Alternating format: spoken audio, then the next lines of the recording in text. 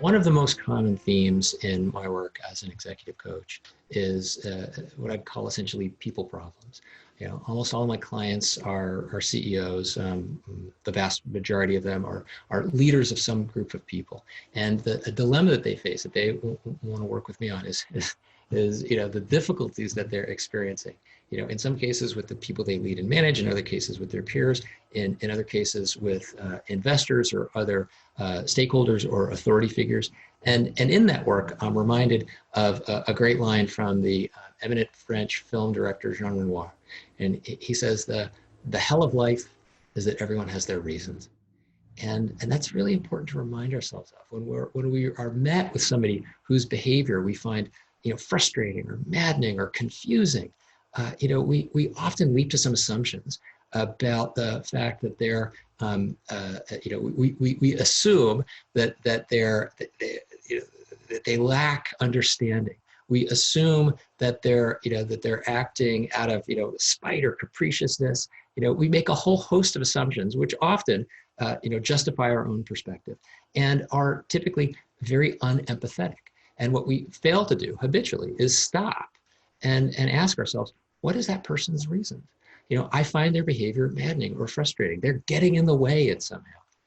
And what we need to do is slow ourselves down and remind ourselves, everyone has their reasons. Very rarely in life do we encounter an actual sociopath. Very rarely do we encounter somebody who's deliberately going out of their way to screw things up and make things difficult for us. It's much more often the case, almost universally the case, that when we find ourselves in conflict, it's about misunderstandings and missed expectations and incorrect assumptions. And so much of my work entails encouraging people to slow down, examine the assumptions that they're making about the other person, develop a theory of mind. What is governing this other person? What are their beliefs and assumptions? What are their goals?